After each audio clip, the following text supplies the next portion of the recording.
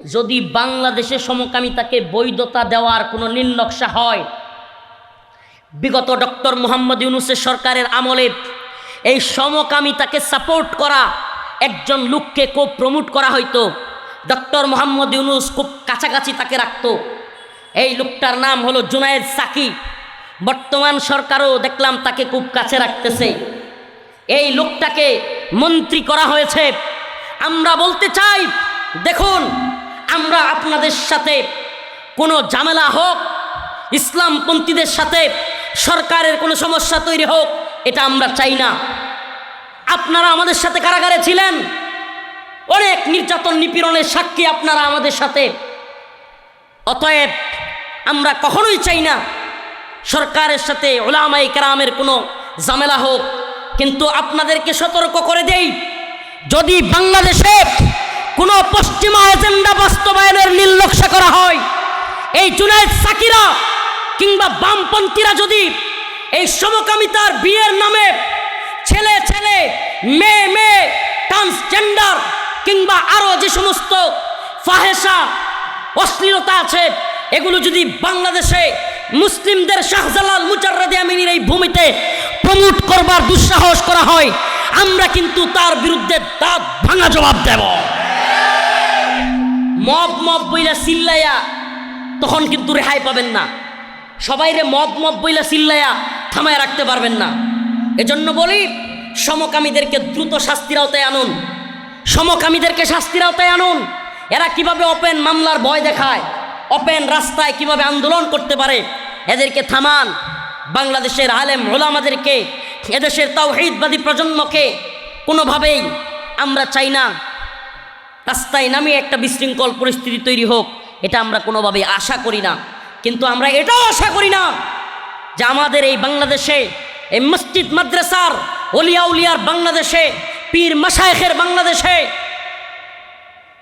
মুসলমানদের এই দেশে সমকামীর প্রমোটকারীরা, নাউজুবিল্লাহ, আপনি চিন্তা করতে পারেন, নাউজুবিল্লাহ, মানে ছেলেতে ছেলেতে, মেয়েতে মেয়েতে, নাম দিছে LGBT, সমকামী, তারা অধিকার চায় তাদের, নাউজুবিল্লাহ।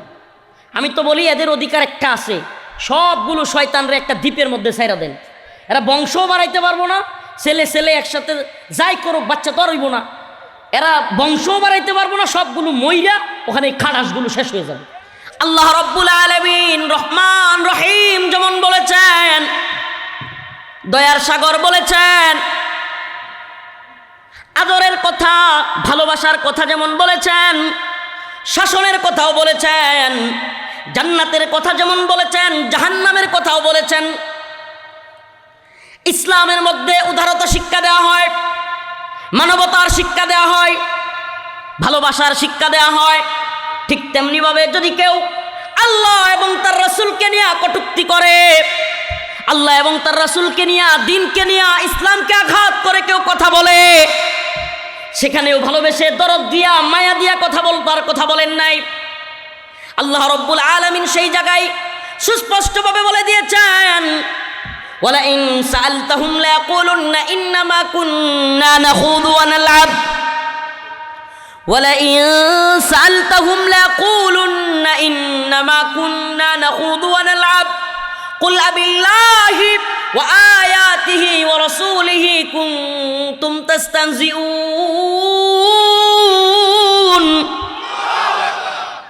আল্লাহ রাব্বুল আলামিন বলেন, ও নবী, হে রাসূল, আপনি জিজ্ঞেস করেন, হে আমার প্রিয় হাবিব, আপনি তাদেরকে জিজ্ঞেস করেন, ওয়ালা ইন সাআলতাহুম লা ইয়াকুলুন্না ইন্নামা কুন্না নাখুযু ওয়া নালআব।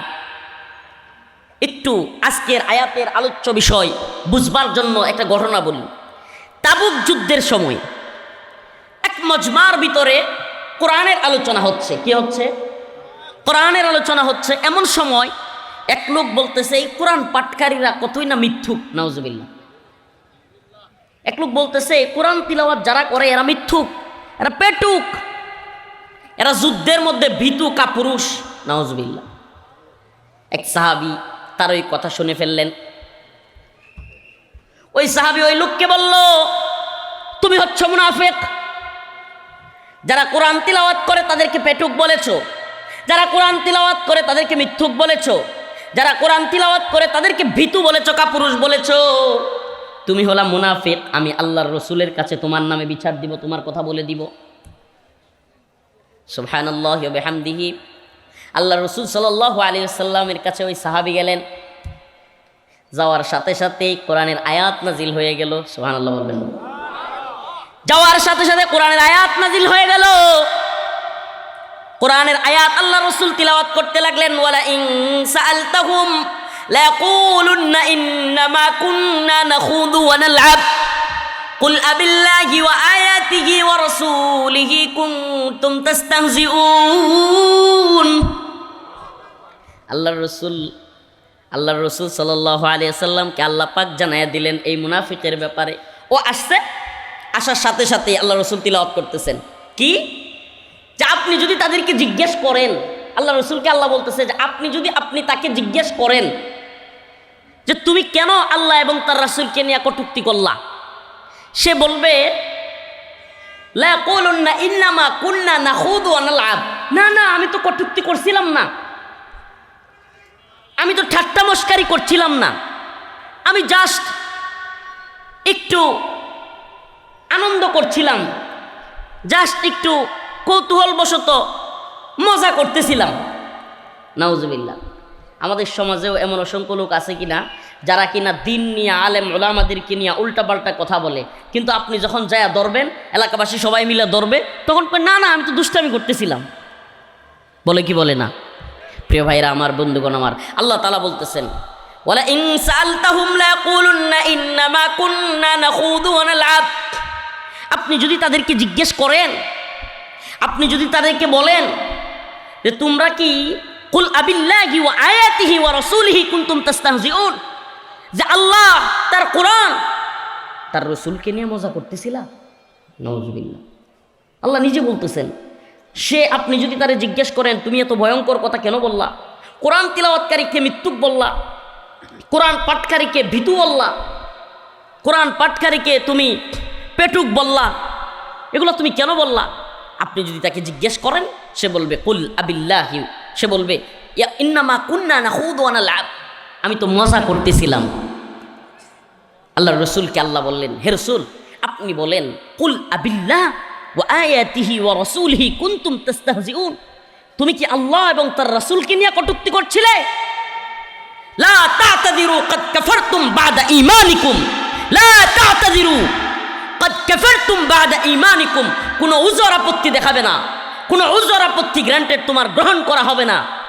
ক্বাদ কাফারতুম বা'দা ঈমানিকুম, তুমি ঈমান আনার পর কুফরি করেছো। নাউজুবিল্লাহ। চিন্তা করছেন? আল্লাহ বলছে তোমার কোনো উযর, আল্লাহকে নিয়া, তার রাসূলকে নিয়া, কোরআন নিয়া, দিন নিয়া টিটকারি করার পর, মজা করবার পর কোনো উযর আপত্তি গ্রহণ করা হবে না, তুমি ঈমান আনার পর কুফরি করে ফেলছো। নাউজুবিল্লাহি মিন যালিক। তাইলে আমরা এই কিছুক্ষণের আলোচনায় একটা জিনিস ক্লিয়ার হলাম যে আল্লাহ পাক যেমন দরদি, আল্লাহ পাক যেমন জান্নাতের কথা বলেন, আল্লাহ তাআলা যেমন আশার কথা বলেন, আল্লাহ পাক যেমন মানুষকে সুখ শান্তির কথা বলেন, আল্লাহ তাআলা যেমন আমাদেরকে ভালোবাসার কথা বলেন, তেমনিভাবে আল্লাহ পাক অপরাধের কারণে বান্দার প্রতি গরম হন।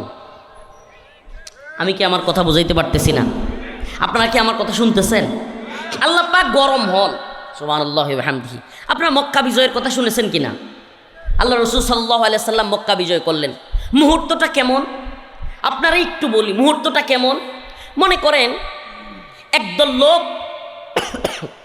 আপনারে আহত করলো, আপনার সন্তানকে হত্যা করলো, আপনার সামনে আপনার স্ত্রীকে লাঞ্ছিত করলো, এলাকায় নাউজুবিল্লাহ নির্যাতন করলো, নিপীড়ন করলো, এরপরেও তার খায়েশ মিটে নাই, শেষ পর্যন্ত আপনার এলাকা থেকে আপনার পরিবার, আপনি সহ সবাইকে তাড়িয়ে দিল, আপনি আপনার রাষ্ট্রে থাকতে পারবেন না, অন্য এক দেশে চলে গেলেন।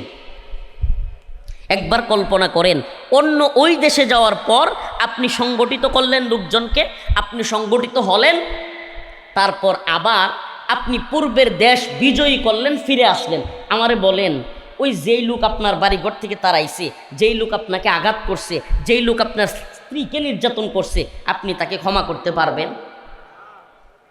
সুবহানাল্লাহি ওয়া বিহামদিহি, সুবহানাল্লাহি ওয়া বিহামদিহি।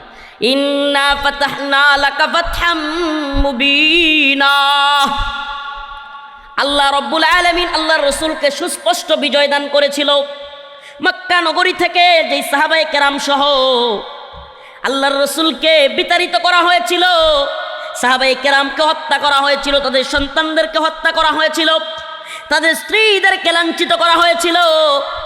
আল্লাহর রাসূল মক্কা থেকে মদিনায় হিজরত করে তার নিজের ভূমি থেকে বিতাড়িত হয়ে ওই দেশে গেলেন। ওই দেশে গিয়া সংগঠিত হলেন, ঈমানের দাবিতে সাহাবায়ে কেরামকে সংগঠিত করলেন।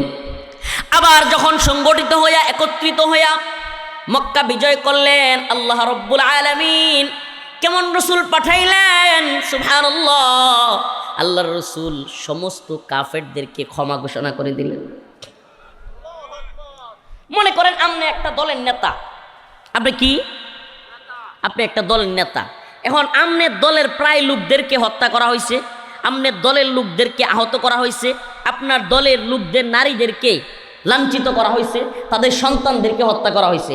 এখন আপনার দল বিজয়ী হয়েছে, এখন আপনি বললেন যে আমি সবারে মাফ করে দিলাম, কারো কোনো বদলা নিব না। আমি চ্যালেঞ্জ করলাম, পৃথিবীতে কোনো দলের নেতা নাই যেই দলের নেতাকে ওই নেতার কর্মীরা মানবে, মানবে না, বলবে লিডার আপনার এই কথা মানি না, আমরা তাদেরকে হত্যা করব। আমাদেরকে হত্যা করছে আমরা হত্যা করব, আমাদেরকে বাড়ি ছাড়া করছে আমরাও বাড়ি ছাড়া করব। সাম্প্রতিক একটা উদাহরণ দিই, তাইলে বুঝবেন। 2021 সালে আফগানিস্তানে তালেবান মুল্লারা, সুবহানাল্লাহ ওয়া বিহামদিহি, মুল্লা ওমর রাহিমাহুল্লাহর উত্তরসূরিরা আফগানিস্তান আমেরিকার দালালদের হাত থেকে মুক্ত করছে, স্বাধীন করছে। আমেরিকার দালালদের হাত থেকে, গানি সরকারের, আশরাফ গানির সরকারের হাত থেকে মুসলমানদের দখলে নিয়ে আসছে। আপনারা দেখছেন কিনা, খেয়াল আছে কিনা, ওই আফগানিস্তানে তালেবান ক্ষমতায় আসার সাথে সাথে যেইগুলো তালেবানের উপর নির্যাতন করছিল, মোল্লাদের উপরে নিপীড়ন চালাইছিল, এরা বিমানের চাক্কা ধইরা পর্যন্ত চলে যেতে চাইছিল। মানে বিমানে তো উঠছেই, যেগুলো বিমানে উঠতে পারে নাই ওগুলো ডরাইয়া গিয়া চাক্কায় ধরছে। কি জন্য ধরছে? কারণ এরা চিন্তা করছে আমরা তালেবানের উপর নির্যাতন করছি, নিপীড়ন করছি, এখন তালেবান ক্ষমতায় আসছে, সর্বনাশ হয়ে যাবে। দেখেন নাই বাংলাদেশেও একদল যখন বুঝছে যে 17 বছরের ক্ষমতা শেষ, সবগুলো বাপ দাদা 14 গোষ্ঠী মিল্লা 300 এমপি সহ সব পালাইছে। পৃথিবীর ইতিহাসে মনে হয় এমন নজির নাই যে সব আসনের এমপিরা পালাইছে। মন্ত্রী, এমপি, প্রধানমন্ত্রী, রাষ্ট্রপতি, স্পিকার, এই কি বলে ইমাম সহ পালাইছে, জাতীয় মসজিদের খতিব সহ পালাইছে। তাইলে আপনি চিন্তা করেন, আল্লাহ রাসূল সাল্লাল্লাহু আলাইহি ওয়াসাল্লাম যখন সাহাবায়ে কেরামকে নিয়ে বিজয় করলেন, এর চাইতেও বেশি নির্যাতন আল্লাহ রাসূলকে তার সাহাবীদেরকে করা হয়েছিল। কিন্তু যখন তিনি ফিরে আসলেন, কি বললেন? ক্ষমা ঘোষণা করা হলো, ক্ষমা ঘোষণা করা হলো। কিন্তু আল্লাহর রসুলকে যে গালি দিয়েছিল, এই এত ক্ষমার ভিতরেও আল্লাহর রসুল বললেন যে আমাকে, আমার আল্লাহকে এবং দিনকে উপহাস করত, গালাগালি করত, এদের কোনো ক্ষমা নাই। সুবহানাল্লাহ বলবেন না? এই জিনিসটা বোঝানোর জন্যই আজকের আলোচনা।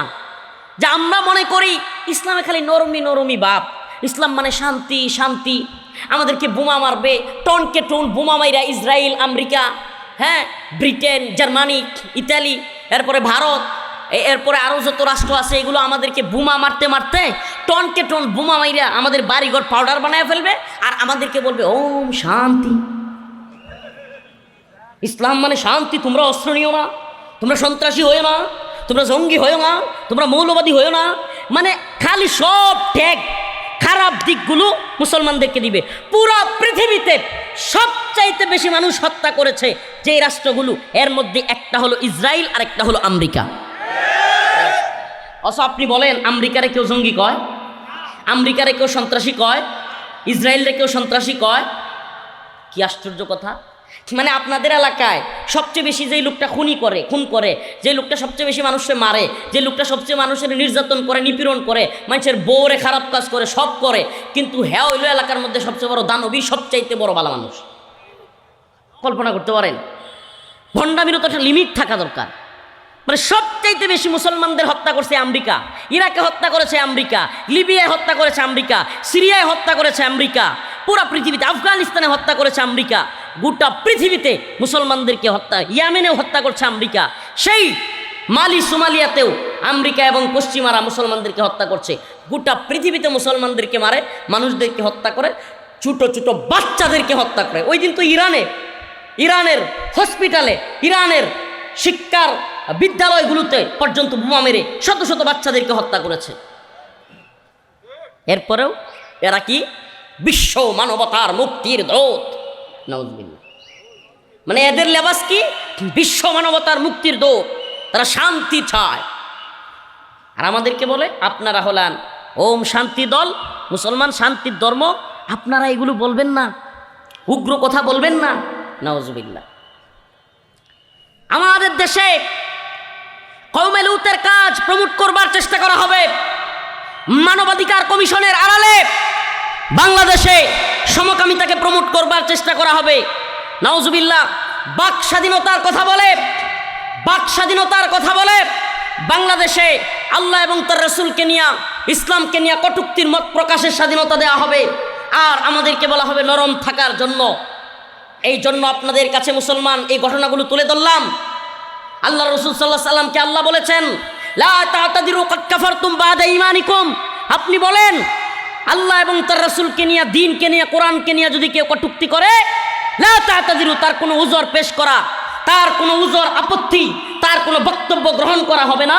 কাদ কাফারতুম বা'দা ঈমানিকুম, সে ঈমান আনার পর কুফরি করেছে, কাফের হয়ে গেছে।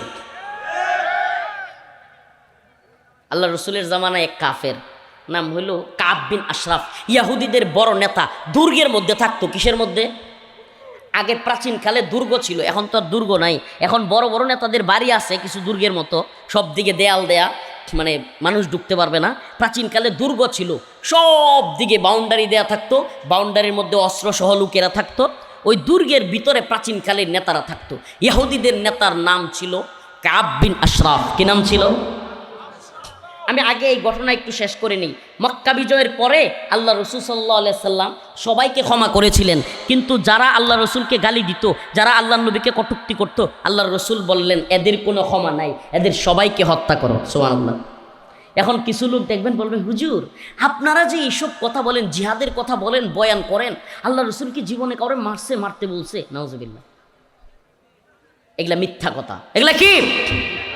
দ্বীনের প্রয়োজনে মরতেও হবে, দ্বীনের প্রয়োজনে, ইসলামের প্রয়োজনে মারতেও হবে। ও বা আমারে মারবে, আমি খালি সিনা টান করে দিব, আমারে মারো, ইসলাম মানে শান্তি, ভাই আসো তোমাকে জড়াইয়া ধরি, ওমা, এটার নাম ইসলাম। আল্লাহ রাসূল সাল্লাল্লাহু আলাইহি সাল্লাম জিহাদ করেন নাই? সাহাবায়ে কেরাম জিহাদ করেন নাই? আরে শুধু করে নাই এমন না মিয়া, আল্লাহর নবীর একজন সাহাবী এমন নাই যে জিহাদ করে নাই। সুবহানাল্লাহ। আজ পর্যন্ত এই ঘটনা শুনছেন? আল্লাহর নবীর একজন সাহাবীও বাকি নাই যিনি মুজাহিদ ছিলেন না। সবাই হাফেজ ছিলেন না, সবাই কারি ছিলেন না, সবাই মুহাদ্দিস ছিলেন না, সবাই শাইখুল হাদিস ছিলেন না, কিন্তু আল্লাহর নবীর একজন সাহাবী ওমান দেখাইতে পারবেন না যিনি জিহাদ করেন নাই। সুবহানাল্লাহ বলবেন না? অতএব আমাদের রাসূল সাল্লাল্লাহু আলাইহি সাল্লাম, আমাদের সাহাবায়ে কেরাম মসজিদের মিম্বর দেখেন না, আমরাও মিম্বর রাখি। মিম্বর কি ঘর? আমাদের মিম্বর হলো ওই যে মাইক রাখার লেগে।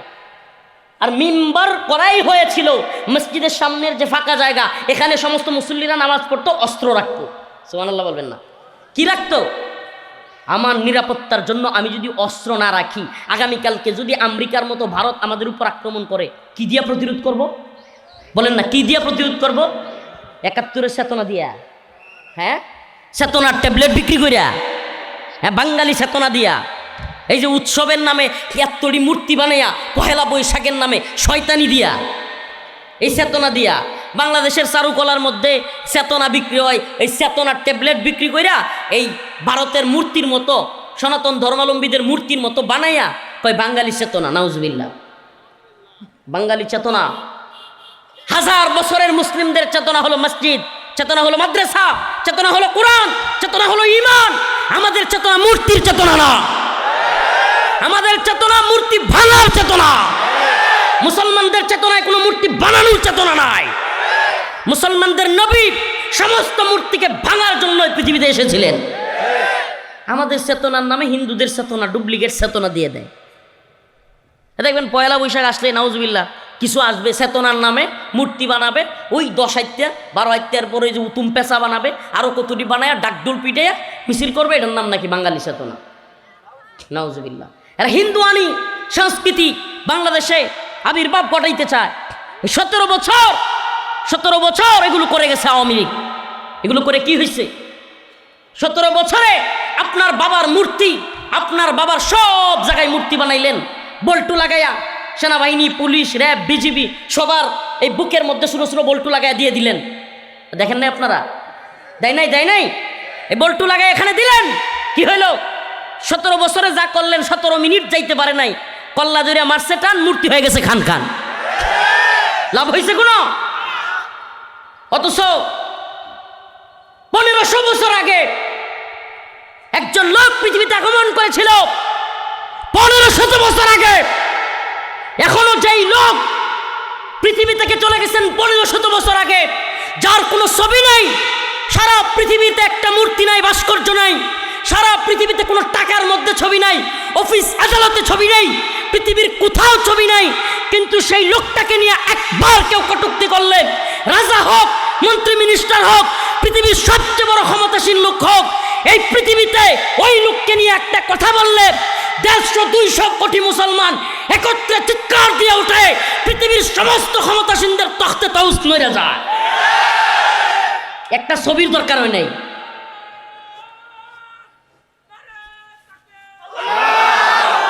আল্লাহ রাসূল সাল্লাল্লাহু আলাইহি সাল্লামের একটা ছবি আছে? হ্যাঁ বলেন, আছে? ভাস্কর্য আছে, মূর্তি আছে, কিছু লাগে নাই। চেতনার ট্যাবলেটও বিক্রি করা লাগে নাই, মানুষকে বাধ্য করা লাগে নাই। সুবহানাল্লাহ। 1500 বছর চলে গেছে, মুহাম্মদ আরবির ভালোবাসা মানুষের অন্তরের ভিতরে এমনভাবে, সুবহানাল্লাহ, এখনো যে কেউ আল্লাহ নবীর নিয়ে কটূক্তি করলে পুরো পৃথিবী একবারে কাঁপে ওঠে। এই গোটা পৃথিবীর তথাকথিত গোড়ার ডিমের সুপার পাওয়াররা সহ ভয় পায় যে মুসলমানদের একটা জায়গায় মুসলমানদের কোনো স্যাক্রিফাইস নাই, মুসলমান এই জায়গায় স্যাক্রিফাইস করা যাবে না। আল্লাহর নবীকে নিয়ে যে গালি দিবেন, ফাকতুলু, আল্লাহর নবীকে গালি দেওয়ার শাস্তি মৃত্যুদণ্ড পৃথিবীতে থাকবার অধিকার নাই। প্রিয় ভাইরা আমার, কথাগুলো কেন বললাম? শুরু থেকে আপনাদেরকে বোঝানোর চেষ্টা করলাম ইসলামে ভালোবাসার কথা আছে, মানবতার কথা আছে, দরদের কথা আছে। কোনো অমুসলিমও যদি অসুস্থ হয় তাকে চিকিৎসা দেওয়ার কথা আছে।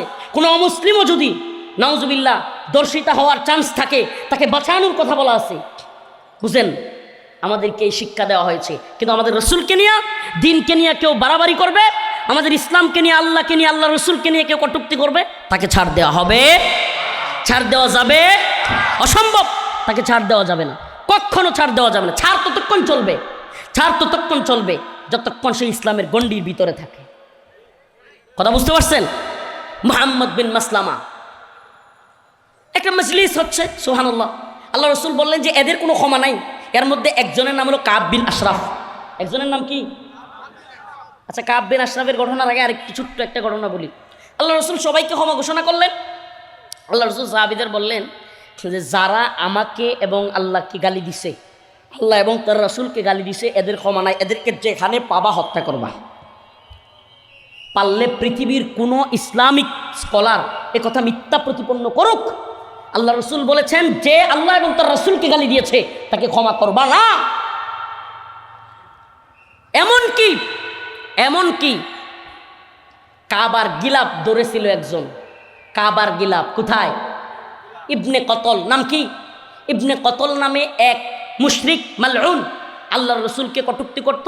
ও গিয়া ভয়ে কাবার গিলাফ ধরে রাখছে। কাবা শরীফের আশপাশে হেরেমের ভিতরে মুসলমানরা কাউকে কি করে না, মারে না, এই ডরে যে ওখানে গিয়ে ধরে রাখছে।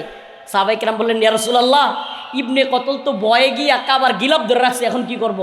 আল্লাহ রসুল বললেন, ও যদি কাবার গিলাফও ধরে রাখে ওরে হত্যা করো, ও রসুলকে গালি দিয়েছে। সুবহানাল্লাহ বলবেন না? কাব বিন আশরাফ ইহুদিদের বড় নেতা, দুর্গের ভিতরে থাকতো। এই বদমাইশ এত বড় সড়ো চেহারা ছিল, হাদিসের মধ্যে আসছে তৎকালীন আরবে কাব বিন আশরাফের মতো মানুষ পাওয়াই কঠিন ছিল। এত বড়, দামরা, একবারে বডি লম্বা, সব বিশাল মানুষ। 7-8 জন 10 জনও তার সাথে পারবে না যুদ্ধ করে, এরকম শক্তিশালী মানুষ। কাব বিন আশরাফ আল্লাহ রসুলকে কটূক্তি করতো, গালি দিত। আল্লাহ নবীর শুধু গালি দিত না, নাউজুবিল্লাহ, আল্লাহ রসুল সাল্লাহ সাল্লামকে নিয়ে কবিতা বানাইতো, কটূক্তিমূলক কবিতা, নাউজুবিল্লাহ, ব্যঙ্গচিত্র, ব্যঙ্গ করে কবিতা লিখত। আল্লাহ রসুল সাল্লাহ সাল্লাম মজলিসের ভিতরে সাহাবাই কেরামকে বললেন, হে আমার সাহাবারা, তোমাদের মধ্যে কে আছো যে কাব বিন আশরাফকে হত্যা করবে?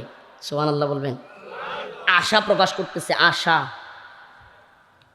মুহাম্মদ বিন মাসলামা রাদিয়াল্লাহু আনহু দাঁড়ায় গেলেন, ইয়া রাসূলুল্লাহ, আপনি কি পছন্দ করেন আমি কাব বিন আশরাফকে হত্যা করি? আল্লাহ রসুল বললেন, হ্যাঁ। তখন মুহাম্মদ বিন মাসলামা বললেন, ইয়া রাসূলুল্লাহ, তাইলে আমারে একটু অনুমতি দেন, আমি একটু গাল গল্প করব, খুশ গল্প করব, মানে বানায়া গল্প আছে না, বানায়া সিনায়া কিচ্ছা, এগুলা বলবো, এগুলার অনুমতি দেন। সুবহানাল্লাহ বলবেন, আল্লাহর রসুল মিথ্যা গল্প বলার অনুমতি দিলেন? হ্যাঁ দিলেন। সুবহানাল্লাহ। কেন দিলেন? যুদ্ধ হলো কৌশলের নাম। যুদ্ধ কিসের নাম? যুদ্ধের মধ্যে আপনি যদি সব সত্য কথা বলে দেন প্রতিপক্ষকে, তাহলে আপনি যুদ্ধে জিততে পারবেন? আপনার প্রতিপক্ষকে যদি জানাইয়া দেন আপনি কোথায় অস্ত্র রাখছেন, কোথায় গোলা বারুদ রাখছেন, সব সত্য কথা বলে দেন, তাইলে কি আপনি যুদ্ধে জিততে পারবেন? আল্লাহ রসুল সাল্লাল্লাহু আলাইহি সাল্লাম বললেন, ঠিক আছে, অনুমতি দেওয়া হলো। কাব বিন আশরাফের কাছে মুহাম্মদ বিন মাসলামা রাদিয়াল্লাহু আনহু তার সাথে আরও দুই তিনজনকে নিয়ে গেলেন। একজনের নাম সম্ভবত আবু নাইলা রাদিয়াল্লাহু আনহু। ওনারা গেলেন, গিয়া কাব বিন আশরাফকে বললেন, কাব, আর বলিও না, মুহাম্মদরে নিয়ে খুব পেরার মধ্যে আছি, ঝামেলার মধ্যে আছি। কয় কি হইছে? কয় আর বলিও না, জাকাত দিতে দিতে মুহাম্মদরে আমরা শেষ হয়ে যাচ্ছি। নাউজুবিল্লাহ। মানে ওই যে আল্লাহ রসুলরে বলছিল যে অনুমতি নিয়ে আসছে, বলতেছে যে মুহাম্মদরে জাকাত দিতে দিতে একটা, মানে আমরা তো গরিব হয়ে যাচ্ছি। কাব খুশি হয়ে গেল। কাব বলতেছে, কি আগেই বলছিলাম না মুহাম্মদের সাথে থাইকো না, এখন দেখছো?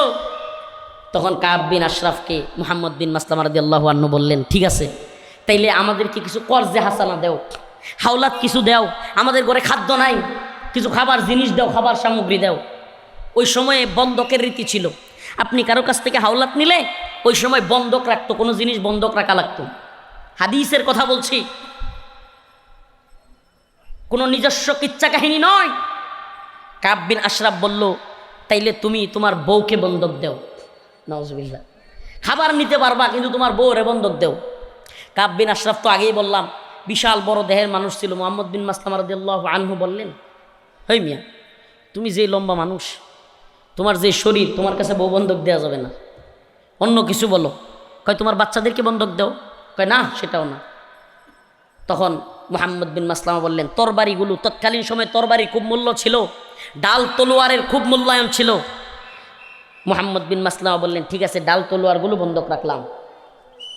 কাব বিন আশরাফের কাছে, এই বাঁশিওয়ালা কে? এত বাঁশি বাজায়?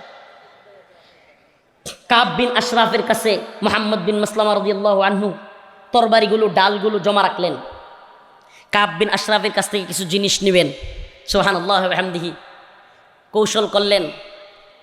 কাব বিন আশরাফ সেও সরল মনে চিন্তা করলো, আরে মুহাম্মদ রে যেই লোকেরা গালি দেয়, যে লোকেরা মুহাম্মদ রে গালি না, যে লোকেরা মুহাম্মদের বিরুদ্ধে কথা বলতেছে, এরা তো আমার লোক। তখন কাব বিন আশরাফ তার দুর্গ থেকে বাইর হইল। কি করলো? তার দুর্গ থেকে বের হইল। আল্লাহ রসুলের ওই সাহাবী মুহাম্মদ বিন মাসলামা রাদিয়াল্লাহু আনহু, হাদিসের মধ্যে আসছে, কাব বিন আশরাফকে একটু পাম দিলেন। পাম বাংলা ভাষায় সবাই বুঝে, এখন তো পাম খুব চলতেছে বাজারে, মানে পাম দিয়াই দুনিয়া চলতেছে বর্তমানে।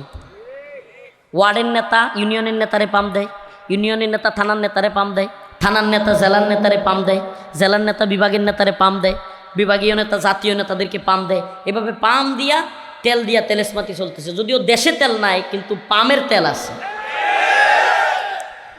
তো মুহাম্মদ বিন মাসলামা রাদিয়াল্লাহু আনহু উনি কাব বিন আশরাফরে বললেন, কাব, তুমি তোমার চুলের মধ্যে কি সুগন্ধি ব্যবহার করো? তুমি যে চুলের মধ্যে এত সুঘ্রাণ আসতেছে, এত সুঘ্রাণ তোমার চুল থেকে আসতেছে, কি সুগন্ধি ব্যবহার করো? লম্বা মানুষ, চুলের সুগন্ধি, মানে তার চুল থেকে ঘ্রাণ আসতেছে, শুই না একবার খুশিতে গদগদ হয়ে গেল গা, খুব খুশি হয়েছে। লম্বা মানুষ এমনিও পাম দিলে খুব খুশি হয়, লম্বা মানুষ একটু ব্যাকল টাইপের হয়। তো খুব খুশি হয়ে বলতেছে যে, মানে একটা নাম বলতেছে সে।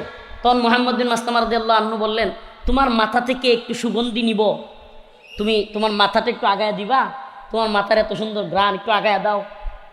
মানে আসলে কথা হইল কি জানেন, মনে করেন 6 ফুট লম্বা এই মুড়া তাজা মানুষটা যদি ধরাশায়ী করতে হয়, ওরে কিন্তু যুদ্ধ করে ধরাশায়ী করা যাবে।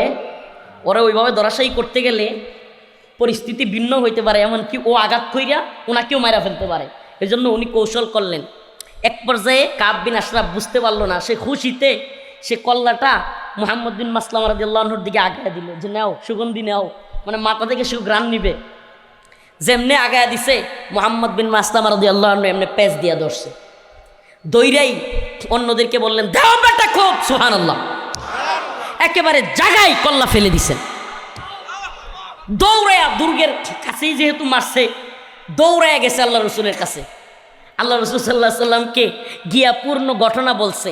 আল্লাহ রসুল সাল্লাহ সাল্লাম ঘটনা শুনে এমনভাবে হেসে দিলেন যে হাদিসে আসছে আল্লাহ রসুল সাল্লাহ সাল্লামের হাসলে দাঁত দেখা যেত না, কিন্তু ওই দিন ওনার হাসিতে দাঁত দেখা গিয়েছিল। কাব বিন আশরাফ জায়গায় শেষ, জায়গায় শেষ। আল্লাহ রসুল সাল্লাহ সাল্লামকে নিয়ে কটূক্তি করেছে, জায়গায় হত্যা করা হয়েছে। আল্লাহ রসুল সাল্লাহ সাল্লাম খুশি হয়েছে, সুবহানাল্লাহ। কিছু কিছু বিষয়ে এর মানে এই ঘটনাগুলো, এগুলো আমার কোনো ব্যক্তিগত বানোয়াট কোনো কিচ্ছা কাহিনী না, কোনো শায়েকের পীরের কিচ্ছা না। এগুলো আল্লাহ এবং তার রসুলের কোরআন সুন্নাহর কথা। কেন আমি তুলে ধরলাম এই জন্য যে ইসলামে অন্যান্য বিষয় নিয়ে স্যাক্রিফাইস থাকলেও কিছু কিছু বিষয় আছে যেগুলোতে কোনো স্যাক্রিফাইস নাই। আরো কিছু বিষয় আছে আল্লাহ এবং তার রাসূল চরম রাগান্বিত হইতেন। কওমে লূতের ঘটনা। কওমে লূত নারীদেরকে বাদ দিয়া পুরুষদের দিকে আকর্ষণ, নাউজুবিল্লাহ, পুরুষে পুরুষে এই ধরনের জঘন্য কাজ ইসলামে এগুলোর কোনো ক্ষমা নাই। বলবেন হুজুর এই কথা কেন বলছেন? বর্তমানে বাংলাদেশে আপনারা শুনলে আশ্চর্য হয়ে যাওয়ার কথা, বাংলাদেশের রাজধানী ঢাকায় শাহবাগ স্কয়ারে নাউজুবিল্লাহ এই সমস্ত সমকামীরা ওপেন রাস্তা বন্ধ করে দিচ্ছে, তাদের সমকামী আন্দোলন করছে। নাউজুবিল্লাহ বলবেন না? জনতা গিয়া দাওয়া দিছে, এখন তারা ভয় দেখায়, তারা ভয় দেখাচ্ছে। কালবেলা একটা পত্রিকা ভিডিও করতেছে, কালবেলা সাংবাদিককে বলতেছে হ্যাঁ ভিডিও করা বন্ধ করো। কোন পত্রিকা? মামলা করে দিব, কিন্তু জেলে নিয়ে যাব। কিন্তু চিন্তা করছেন সাহস কত বড়? এই সমকামীরা, এলজিবিটি, এই সমকামীরা এত দুঃসাহস দেখাচ্ছে যে বাংলাদেশের রাজধানী ঢাকার রাজপথে তারা নেমে আসছে। এবং কালবেলার মতো প্রভাবশালী পত্রিকা, কালবেলার বর্তমান মালিক মিয়া নুরুদ্দিন অপু ভাই, যিনি বর্তমান প্রধানমন্ত্রী তারেক রহমান সাহেবের খুব কাছের একেবারে ক্লোজ ভাইয়ের মতো পিএস সহকারী, এমন সহকারী যে দীর্ঘদিন এই প্রধানমন্ত্রীর জন্য জেল খাটছে। আমার সাথে ছিল 2.5 বছরের মতো একসাথে পাশাপাশি রুমে। এই দীর্ঘদিন জেল খাটছে, কারাগারে অত্যাচার করা হয়েছে, নির্যাতন করা হয়েছে, কিন্তু প্রধানমন্ত্রী তারেক রহমান সাহেবের বিরুদ্ধে ওনার মুখ দিয়ে কিছু বলাইতে পারে নাই। এত প্রভাবশালী লোকের পত্রিকা, এই পত্রিকা সাংবাদিককে এই সমকামীরা হুমকি দিচ্ছে, মামলা করে দিবে। আপনি কল্পনা করতে পারেন এরা কারা? ওই পশ্চিমারা, ওই লেসকাটা শিয়ালের দল। নিজেরা যেমন এই লেসকাটা শিয়ালের দল, এদের কোনো দিন নাই, ধর্ম নাই, ঈমান নাই, আকীদা নাই, বিশ্বাস নাই। এরা যেমন বেহায়া বেলাজা হয়ে গেছে, সমাজকে ধ্বংস করে দিচ্ছে, ঠিক তেমনিভাবে আমাদের বাংলাদেশেও ওই পশ্চিমাদের নতুন এক চক্রান্ত, নাউজুবিল্লাহ, সমকামিতাকে প্রমোট করা, সমকামিতাকে নরমালাইজ করা। আপনি কল্পনা করতে পারেন সমকামিতা এতই ভয়াবহ। একজন নবী ছিলেন কওমে লূতের, লূত আলাইহিস সালাম।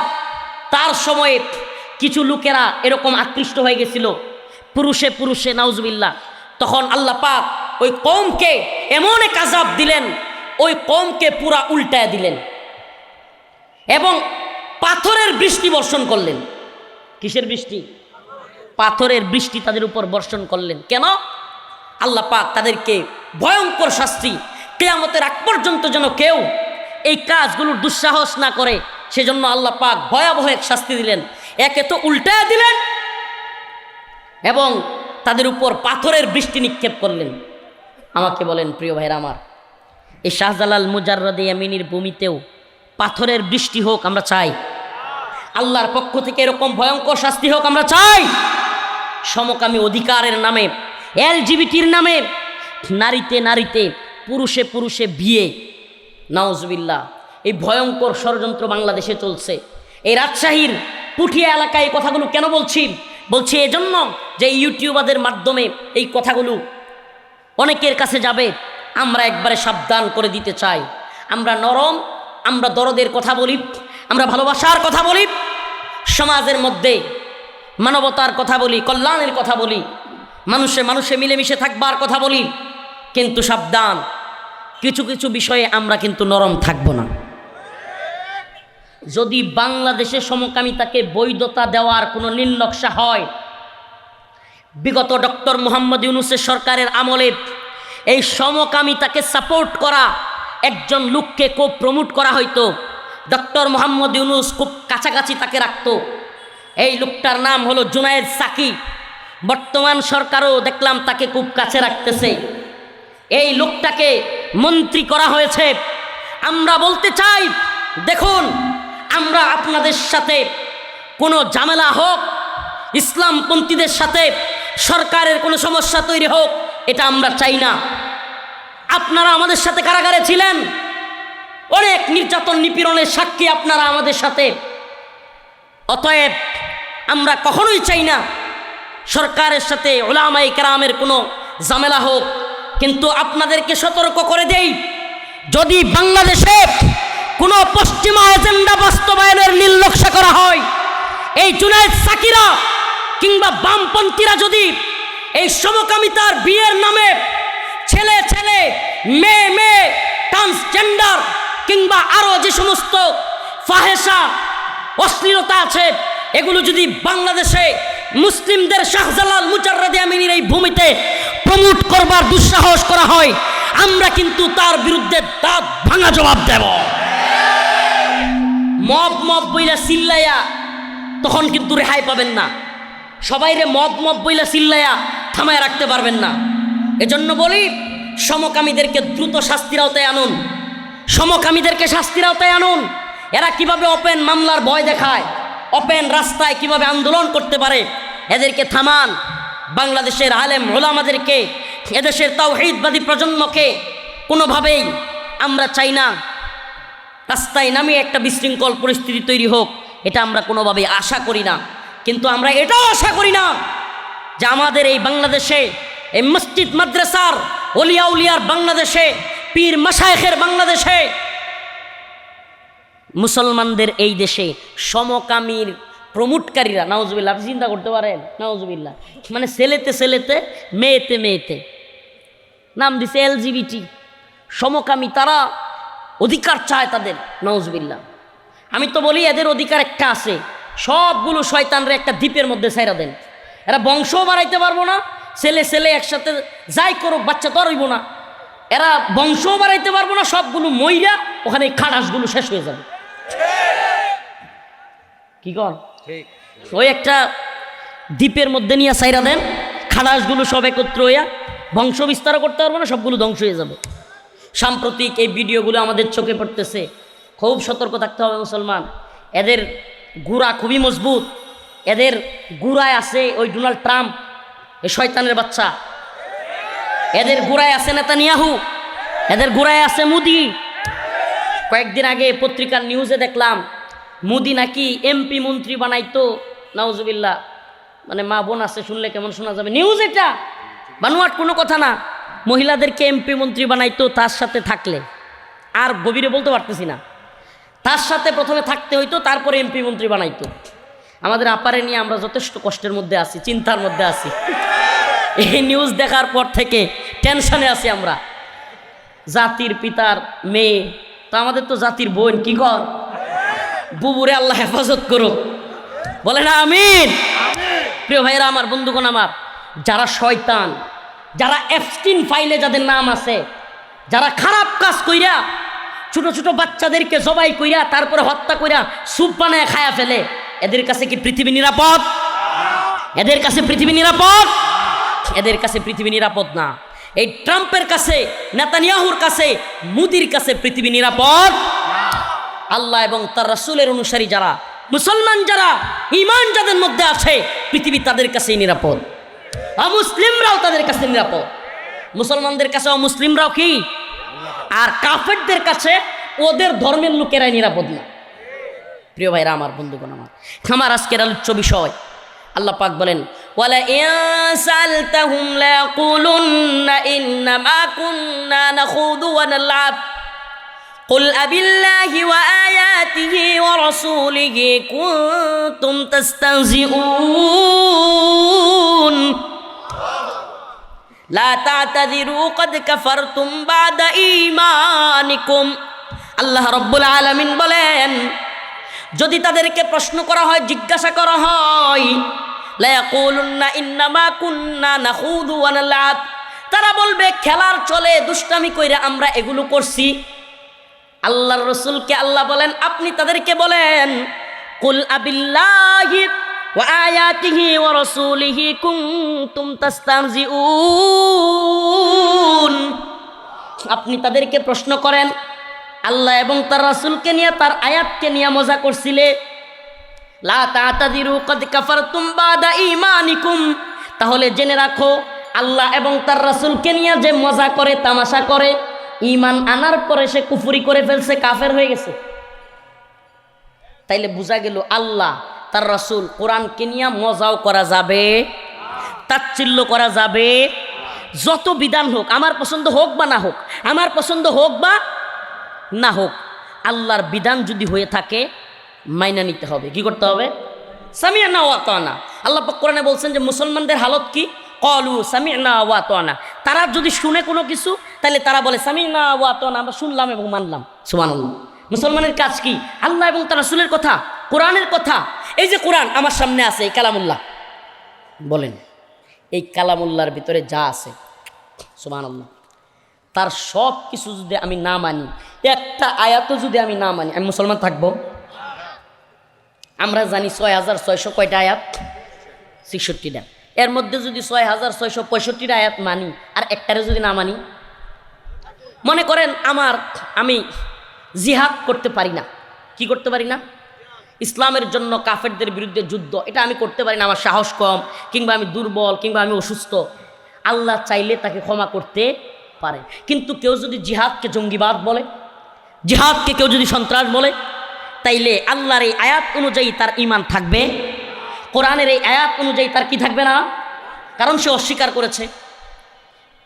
মনে করেন কেউ 2টা বিয়ে করতে পারে না, এমনকি একটাও করতে পারে নাই, তার টাকা পয়সা নাই, কিংবা তার আর্থিক অবস্থান দুর্বল, কিংবা তার শারীরিক সক্ষমতা সমস্যা, বা যে কোনো কারণে।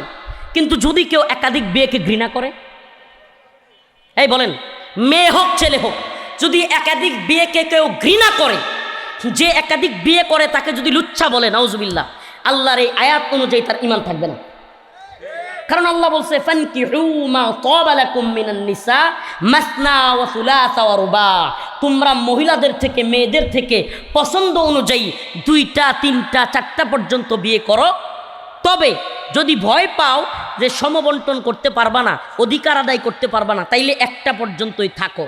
কিন্তু যদি সম অধিকার বন্টন, ইনসাফ তার প্রতিষ্ঠা করতে পারো, তাইলে 2টা 3টা 4টা পর্যন্ত করা। এটা আল্লাহ কোরআনের বিধান। এখন যদি কেউ এটাকে ঘৃণা করে, তার কি থাকবে না? বলেন কি থাকবে না? কারণ এটা কোরআনের আয়াত। আমি এক দারোগারে পাইছিলাম রিমান্ডে থাকা অবস্থায়, পল্টন থানায়। কোন থানায়? পল্টন। নামটা সম্ভবত জাহিদ। এই বদমাইশ আমাকে প্রশ্ন করছে একাধিক বিয়ে নিয়ে।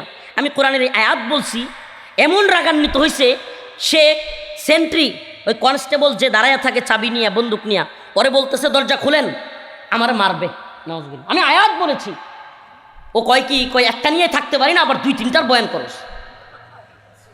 আরে তোর যদি সমস্যা থাকে, তুই একটা নিয়ে থাকতে পারস না, কিংবা তোর বউ তোরে পিডায়, এটা তোর হইতে পারে।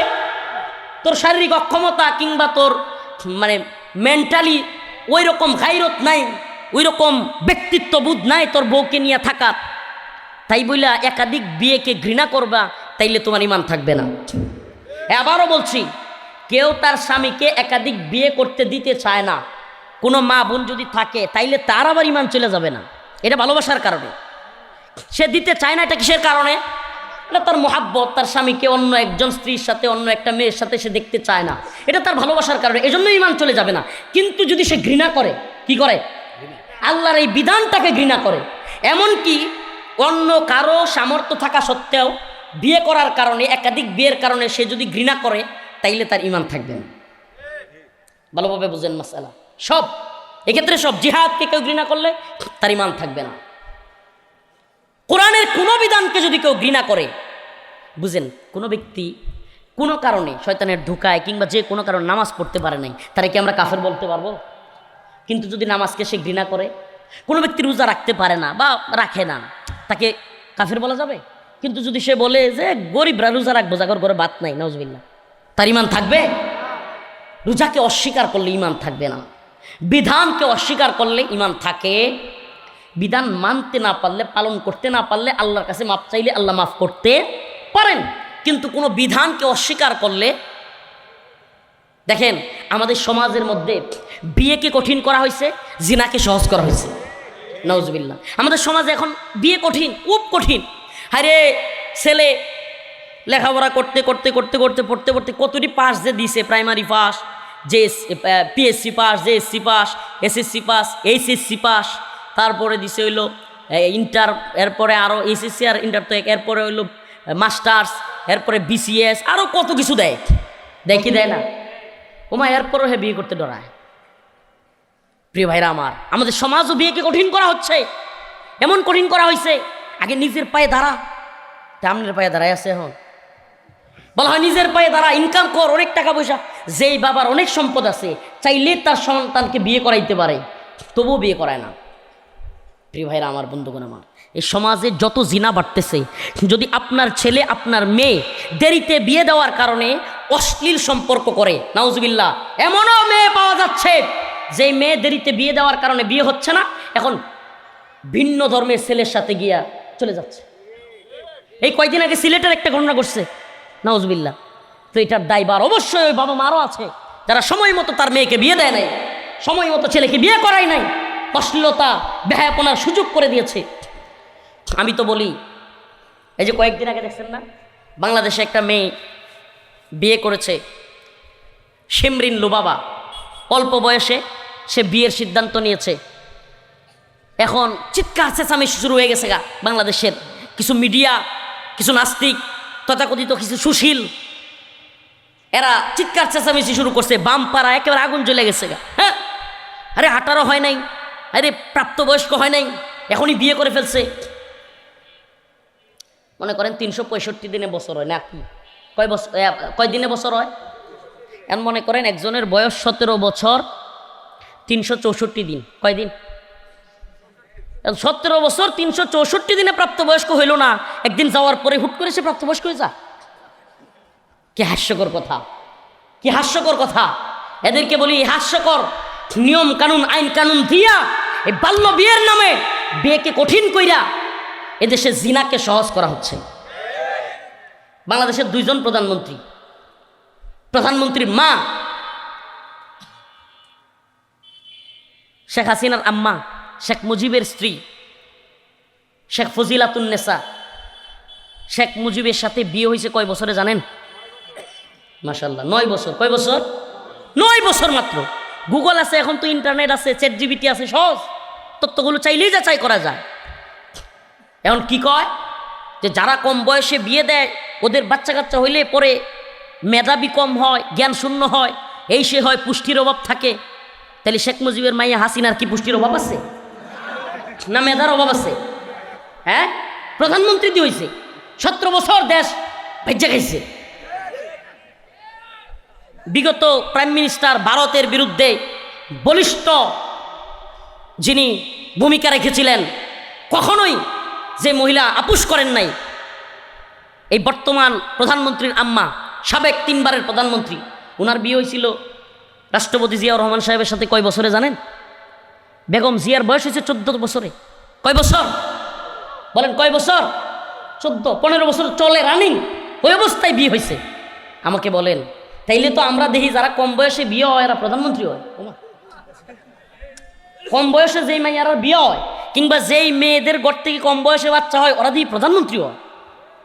তো যে আহাম্মকের দল কয় কম বয়সে বিয়ে দিলে বাচ্চার পুষ্টির সমস্যা হয়, বাচ্চা জ্ঞানী কম হয়, বাচ্চা মেধাবী কম হয়, ওমা কম বয়সে বিয়ে হইলে তো খালি প্রধানমন্ত্রী হয়। এগুলা বোঝা গেল গাঁজাখুরি কথা। কিসের কথা? কোনো মির্জিল আছে? এই 2টা তত্ত্ব দিলাম, 2টাই সার্চ দিবেন, প্রয়োজনে যাই না নিবেন। শেখ হাসিনার আম্মার বিয়ে হয়েছে 9 বছরে শেখ মুজিবের সাথে, সুবহানাল্লাহ। আম্মাজান আয়েশা রাদিয়াল্লাহু আনহার বিয়ে হয়েছে আল্লাহ রাসূল সাল্লাল্লাহু আলাইহি সাল্লাম নিয়ে গেছেন 9 বছরে, সুবহানাল্লাহ। মানে আল্লাহ আমার সৃষ্টি করলো, পৃথিবী সৃষ্টি করলো, আসমান জমিন সৃষ্টি করলো, এই মানুষদেরকে সৃষ্টি করলো, সমুদ্র সৃষ্টি করলো, চন্দ্র নক্ষত্র সৃষ্টি করলো, সব সৃষ্টি করলেন আল্লাহ। আল্লাহ মানুষের সৃষ্টি করলেন। হায় হায়, এই রাজশাহীর মানুষের সাথে নেত্রকোনার মানুষের চেহারা মিল নাই। শুধু নেত্রকোনা না, আরবে গেলাম, মক্কা মদিনায় গেলাম, নেত্রকোনার একজন মানুষের চেহারার সাথেও মিল নাই, সুবহানাল্লাহ। এমনকি এখানে হাজার হাজার মানুষ বসে আছে, কারো চেহারার সাথে নাক মুখ সবকিছু মিলানো যায় না, সুবহানাল্লাহ। এত বড় কারিগর যিনি গোটা পৃথিবী সৃষ্টি করলেন, এই মানুষকে সৃষ্টি করলেন, উনি জানলেন না ওনার সৃষ্টির বিয়ে কবে দেওয়া লাগবে? হাসিনা জানলো? হ্যাঁ, কথা বলেন প্রিয় ভাইরা আমার, কষ্ট নিবেন না, কষ্ট নিবেন না। জিনাকে সহজ করার নীল নকশা। আজকে সিমরিন লুবাবাদেরকে বিয়ে দেওয়া যাবে না, এই সেরিউ সালাক আছে। এমন করে আমরা বিয়ে করি নাই, বাগদান করেছি। যেমনি বুঝছে যে আইনের পেরাই পড়ে যাবে, আইনি সমস্যায় পড়ে যাবে দেশের ভিতরে, এমন করে বাগদান করছি। ওমা, বিয়ে কইরা জামাইয়ের লগে থাকলে সমস্যা, কিন্তু এখন জামাইয়ের লগে ঘুরলেও এক বিছানায় থাকলেও সমস্যা নাই। আরে কি হাস্যকর আইন! মন্ডা চাই শয়তানি আইন লাত্তি মারি একেবারে, শয়তানি আইনের। চিন্তা করতে পারেন, তার আগে জামাইরে নিয়ে বিয়ে করে থাকতে পারবে না, বিয়ে সারা জামাই নিয়ে ঘুরতে পারবে, একসাথে ডেটিং করতে পারবে। মানে শয়তানির তো একটা লিমিট থাকা দরকার। শয়তানও মনে হয় দেখে দেখে হাসে যে আমার কি দরকার। শয়তানও মনে হয় কি কয় যে আমার কি দরকার। যারা এই সমস্ত আইন প্রণয়ন করে এরাই তো বড় শয়তান। জিনা বেবিচারকে প্রমোট করা হচ্ছে সমাজের মধ্যে। একাধিক বিয়ে যারা করে তাদেরকে নাউজুবিল্লাহ খারাপভাবে প্রমোট করা হচ্ছে। আর যারা একটা বউ তুই 5টার লগে ডেটিং মারে এরা বীর পুরুষ, নাউজুবিল্লাহ। এই সমাজে পরকীয়ার অভাব নেই, পরকীয়ার অভাব নেই। কলিগের সাথে, অফিসের বসের সাথে, বিভিন্ন জায়গায় চলছে দাদারসে পরকীয়া। বউও চাকরি করে, জামাইও চাকরি করে। জামাইয়ে বউরে সময় দেওয়ার সময় নাই, বউ জামাইরে সময় দেওয়ার সময় নাই। এখন কারে সময় দেয়? অফিসে যার সাথে থাকে। নাউজুবিল্লাহ, নাউজুবিল্লাহ। কথাগুলো কেউ মানে কষ্ট নিয়েন না। কেন এমনটা করা হচ্ছে? আমি বলি আমাদের মা বোনদেরকে, কষ্ট নেবেন না। হুজুরের আলোচনায় একাধিক বিয়ের আলোচনা করলে আমার মা বোনেরা কষ্ট পায়, কষ্ট নেবেন না। দেখেন, আপনার উপর যদি ইনসাফ করতে না পারে, আপনার সাথে যদি আদল ইনসাফ কায়েম করতে না পারে, আপনার যথাযথ হক আদায় না করতে পারে, তাইলে আমরা বিয়ের কথা বলছি না। কিন্তু যদি আপনার স্বামী আপনার সাথে শারীরিক, অর্থনৈতিক সকল হক আদায় করতে পারে, আমি তো বলি আপনার স্বামীর যৌবনের হেফাজতের জন্য আপনি নিজ ইচ্ছায় বিয়ে করে দেন, নিজের থেকে বিয়ে করে দেন। সুবহানাল্লাহ। শেখ মুস্তাকুন নবী কাসেমি হুজুরের একটা বয়ান শুনতেছিলাম যে 1 বিয়ে করে পুরুষ, 2 বিয়ে করে বীর পুরুষ, 3 বিয়ে করে মহাপুরুষ। সুবহানাল্লাহ। তো এটা কি? এই আপনারা কি জানেন, খুদ বাংলাদেশে, কোন দেশে? বাংলাদেশে প্রাপ্ত বয়স্ক ছেলের চাইতে প্রাপ্ত বয়স্ক মেয়ের লক্ষ লক্ষ বেশি। এটা আমার বানোয়াট কথা না রে ভাই। প্রাপ্ত বয়স্ক ছেলে মানে তাদের ভাষায় 18+ ছেলে এবং 18+ মেয়ের সংখ্যা লক্ষ লক্ষ মেয়ে বেশি। আমাকে বলেন, ওই লক্ষ লক্ষ মেয়ে একজন একজন যদি সবাই বিয়ে করে, কথার কথা সবাই তো আর বিয়ে করেও না, এই সমাজে অনেকগুলো আছে বিয়ে করেই না, যেগুলো মনে করেন মেসি নেইমারের ভক্ত, রোনালদোর ভক্ত, এরা বিয়ে করার দরকার হয় না। কারণ মেসি, নেইমার, রোনালদো ওগুলো দেখা যায় 3টা বাচ্চা হওয়ার পরে সিদ্ধান্ত নেয় তারা বিয়ে করবে কি করবে না। জানেন আপনারা, পশ্চিমারা 2-3টা বাচ্চা একসাথে হওয়ার পরে এরপরে সিদ্ধান্ত নেয়, কি নেয়? তারা একসাথে বিয়েটা করবে কি করবে না।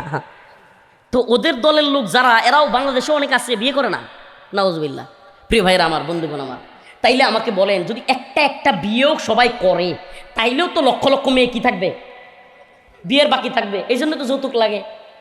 নাউজুবিল্লাহ। আমরা আমাদের মা বোনদের মূল্য কমিয়ে দিচ্ছি। ইসলাম বলছে তুমি তোমার ওয়াইফকে মহারণা দিবা, তুমি তোমার ওয়াইফকে সম্মানের সাথে টাকা দিয়া মোহর কিনা গহনা কিনা বাড়িতে নিয়ে আসবা। আর এখন আমাদের সমাজে কি বন্ডামি চালু হয়েছে, মেয়েকে বিয়ে দিলে লক্ষ লক্ষ টাকা লাগে, গাড়ি লাগে। উমা, অনেক এলাকায় তো গাড়ি ছাড়া বিয়েই হয় না। আর জামাইয়ের বাপগুলো আশায় থাকে আমার ছেলের একটা হুন্ডা পাইতেই আছে। নাউজুবিল্লাহ। প্রিয় ভাইরা আমার, বন্ধুগণ আমার, এই সমাজ, এই কালচার কেন তৈরি হয়েছে? কারণ আমরা বিয়েকে কঠিন করে ফেলছি, জিনাকে সহজ করেছি। আল্লাহ রাসূল সাল্লাল্লাহু আলাইহি সাল্লামের কাছে এক সাহাবী আসছেন, বসে আছেন। ইতিমধ্যেই একটা মহিলা আসছে, অমুসলিম। সে বলতেছে, ইয়া রাসূলুল্লাহ, এই মনোযোগ দিয়ে শোনেন, ইয়া রাসূলুল্লাহ, আমারে যদি আপনি বিয়ে করেন আমি মুসলমান হয়ে যাব। সুবহানাল্লাহ বলবেন না? আল্লাহ রাসূল সাল্লাল্লাহু আলাইহি সাল্লামের একাধিক বিয়ে করার এটা ছিল সবচেয়ে বড় কারণ। মহিলারা আয়েশা কি বলতো, ইয়া রাসূলুল্লাহ, আমারে বিয়ে করলে আমি কি হয়ে যাব? আল্লাহ রাসূল সাল্লাল্লাহু আলাইহি সাল্লাম মুখ ফিরিয়ে নিলেন। আবার এদিকে আয়েশা বলতেছে, ইয়া রাসূলুল্লাহ, আমারে বিয়ে করলে আমি মুসলমান হয়ে যাব। আল্লাহ রাসূল মুখ ফিরিয়ে নিলেন।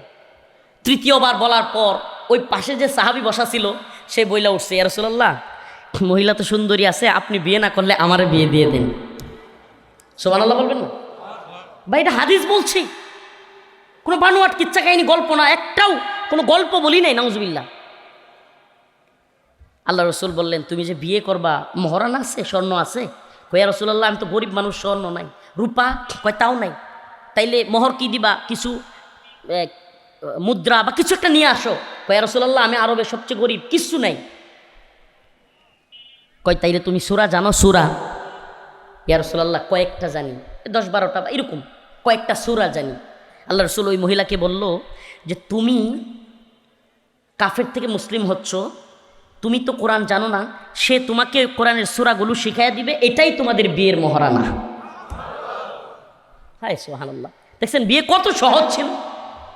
আমি তো বলি এই জামানায় বিয়ে সহজ করা যায়। ছেলে এবং মেয়ের উভয় পক্ষের গার্ডিয়ানরা যদি চায় এই জামানায়ও বিয়ে সহজ করা যায়। কেমনে? একেবারে সহজ। ইজাব কবুল হবে, মেয়ের পক্ষ রাজি, ছেলে পক্ষ রাজি। 5-7 কেজি খেজুর আনবেন, ছিটাইয়া দিবেন। হ্যাঁ, ইজাব কবুল হয়ে যাবে, খেজুর ছিটাইয়া দিবেন। আর ছোট্ট একটা খাসির বাচ্চা, খাসি জবাই করে দিয়া, কিছু পোলট্রি মুরগি আইনা, কিছু 50 জন 30-40 জন মেহমান কিনে খাওয়া দাওয়া শেষ। সুবহানাল্লাহ, বিয়েও শেষ। মহারণা দিবেন অল্প, যার অবস্থা অনুযায়ী।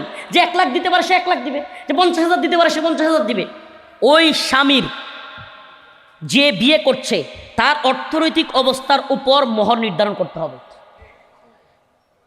কত সহজ না? অথচ আমরা কঠিন বানাইছি। 10 লক্ষ মোহর, 15 লক্ষ মোহর, পরে যাইতেই থাকে সময়। এই 1.5 লাখ টাকার জিনিস নিয়ে কয় 3 লাখ টাকা উসল, 3 লাখ টাকার জিনিস নিয়ে আসছি, গহনা নিয়ে আসছি, মিথ্যা কয়। এর মধ্যে 3 লাখ টাকা একটু কাইটা দেন, তারপরে বউরে কয় মাফ করে দিও, আর দিতার না। চলছে।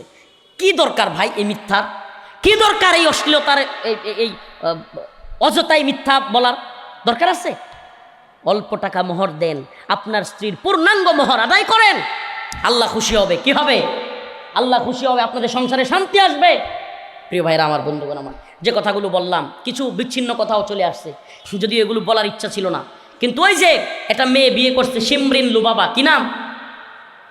অল্প বয়সে বিয়ে করছে, নাস্তিক পাড়ায়, বাম পাড়ায়, সুশীল পাড়ায় আগুন জ্বলে গেছে। এখন এই মেয়ে চিন্তা করছে যে আইনিভাবে তো 18 নিচে মেয়েদের বিয়ের নিয়ম নাই, এখন আমার তো ফাঁসাইয়া দিবে, ঝামেলায় পড়ে যাব। এখন এই মেয়ে বলে আমরা বাগদান সেরেছি, প্রাপ্তবয়স্ক হলেই বিয়ে করবো, এর আগ পর্যন্ত একসাথে থাকবো। প্রিয় ভাইয়েরা আমার, বন্ধুগণ আমার, এই যে অশ্লীলতা, এই যে বেহায়াপনা, এই যে নোংরা পরিবেশ, এতে করে আল্লাহর বরকত আমাদের দেশে আসবে নাকি আল্লাহর বরকত উল্টা আল্লাহ শাস্তি আসবে? প্রিয় ভাইরা আমার, বন্ধুগণ আমার, এই জন্য এই জায়গাগুলোতে, ইসলামের এই জায়গাগুলোতে আমাদেরকে একটু কঠোর হতে হবে, আমাদেরকে শক্ত হতে হবে। আমি তো বলি আপনাদের সন্তানদেরকে অল্প বয়সে বিয়ে করান। আল্লাহ আমার একটা ছেলে দিছে, ইনশাআল্লাহ নিয়ত আছে বালেগ হওয়ার সাথে সাথে বিয়ে করাই দিই, একবারে অল্প বয়সে। যদি মামলা দেয়, হুজুর ওপেন করতেছেন, মামলা হইলে হয়ে যাবো গা, বাপ্পুত মিলে জেলে জমগা, তো বিয়ে করেছেন। এইভাবে নিয়ত করেন, আপনার ছেলেও পড়বে, আপনার বৌমাও পড়াশোনা করবে, সমস্যা আছে কোনো? ওরা দুইজন পড়াশোনা করবে, সমস্যা নাই, খরচ চালাবেন। আল্লাহ তাআলা আপনাকে ওই যে জিনা করলো না আপনার সন্তান, এই জন্য আপনাকে জান্নাত দিবেন। আর যদি আপনার ছেলে অন্য মেয়ের সাথে ফিল্ডিং মারে, বেহায়াপনা অশ্লীলতা করে, জাইনাও না জানার বান্ধবীরা থাকেন, কিছুদিন পরে হঠাৎ শুনেন ছেলে মেয়ে নিয়ে পালাইছে, আমার কপালটা শেষ করছে, ও তো লেখাপড়া করাইলাম টাকা পয়সা দিয়ে, এখন কান্দেন কে? এখন কান্দেন কে? আপনার কান্না মানায় না, আপনার উচিত ছিল বিয়ে দেওয়া।